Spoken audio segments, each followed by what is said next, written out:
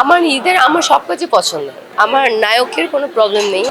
আমাকে পাচ্ছেন আসলে আমি এতদিন বড় পর্দায় সবাই আমাকে বলতো যে বড় পর্দায় ব্যাক করো, বড় পর্দায় ব্যাক করো। বাট আমি আসলে নাটকে ফোকাস ছিলাম, এতটা সিরিয়াস ছিলাম না। বাট হ্যাঁ, এই বছরেই আমার কাজ করার প্ল্যান আছে। আমি আসলে বড় পর্দায় ব্যাক করতে চাই অ্যান্ড প্ল্যানিং করছি, করবো ইনশাআল্লাহ। আমি এটা আগেও বলেছি, আমার নায়কের কোনো প্রবলেম নেই। আমার ডিরেক্টর যদি আমার পছন্দ মতো হয়, যদি নতুন কোনো নায়ক এসে আমার পাশে দেয়, যোগ্যতা থাকে, I don't have any problem. যদি অ্যাক্টিং পারে, দ্যাটস ইট। বাট আমার ডিরেক্টর আমার পছন্দের হতে হবে, ভালো ডিরেক্টর হতে হবে, ভালো গল্প হতে হবে। এখন আসলে মানুষ নাটকের থেকে এখন আসলে সিনেমা আসলে এতগুলো মুক্তি পেয়েছে, ওটা নিয়ে সবাই দেখছে, সবাই ওটা নিয়ে বেশি উচ্ছ্বাসিত।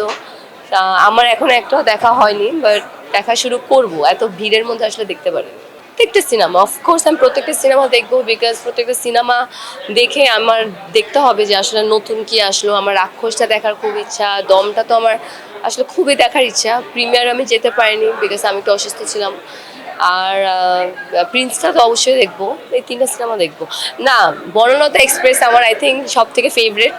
আমি না দেখেই বলছি, বিকজ ওখানে আমার সব পছন্দের তারকারা আছে। চঞ্চল চৌধুরী আছে, মোশাররফ করিম আছে। সো ওদেরকে সবাইকে একসাথে বড় পর্দা একসাথে দেখা, and it's a big thing.